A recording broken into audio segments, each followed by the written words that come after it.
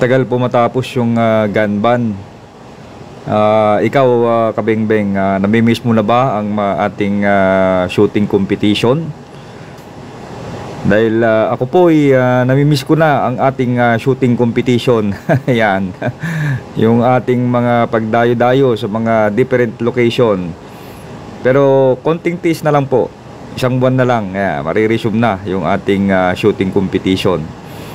So for the meantime, dahil na-miss ko siya, ito po, ipapakita lang ko lang po yung huling club shoot po namin dito sa aking gun club na Bataan Shooters, dito sa Bataan, sa Pilar. So ang kagandahan po ng ating gun club, ano yung kagandahan, bakit tayo kailangan mag-join sa isang gun club? So ang gun club po ay para po sa mga mahihilig sa mga baril, na sasamahan mo. Mahilig ka ng baril, so pag mahilig ka ng baril, alam natin na yung baril ay peligro. Ayan, pagka hindi mo po na disiplina yung iyong sarili, ay may nakaambang panganib. Dahil sa baril, ang iniisip mo pag may baril ka ay ikaw ay mas matapang dahil may baril ka. Ayan, so ang isang kagandahan po pagka nakijoin ka sa isang gun club ay matututor ka po, madidisiplina ka po, mapagsasabihan ka po ng iyong gun club kung ano yung proper way, ano yung magiging policy, kasi ang gun club may mga rules and policy yan.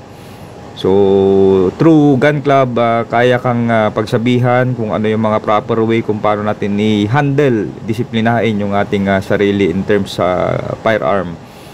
At dito po sa ipapakita ko po sa inyo, ang isang kagandahan po ng gun club ay mayroon pong syempre banding, may club shoot. So ang gun club po ay club shoot, mayroon silang quarterly club shoot, depende sa gun club kung anong pinapatupad niyang club shoot, monthly or quarterly, mga ganon. Ano nga ba yung club shoot? So yung club shoot po, yan po yung nagpapa-club shoot, just like a competition na may mga drills. So tatakbo ka, not just only a standing precision na nakatayo ka lang na pumuputok dito. Pag club shoot, i-exercise ka po ng iyong gun club kung paano po maglaro ng shooting competition with a drills. Ayan, soon di-discuss natin po yung pagkaiba po ng club shoot, pan shoot at yung ating sanction match ng PPSA at PSMOK.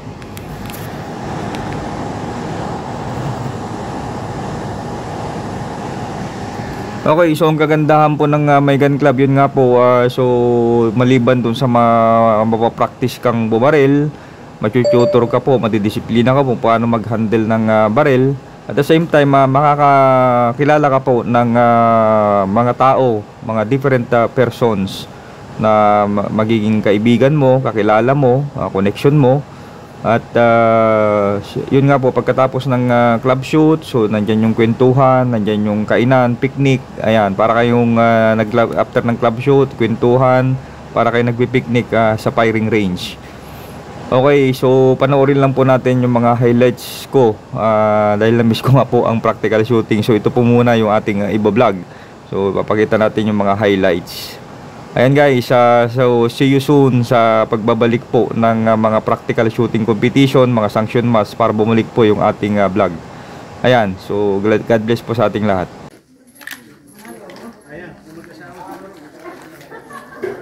Are you ready? Stand by.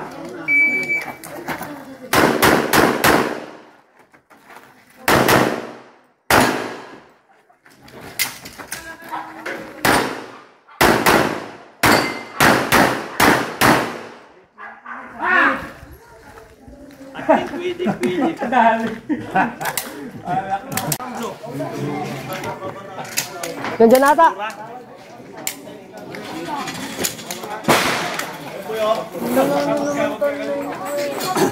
Are you ready? Stand by.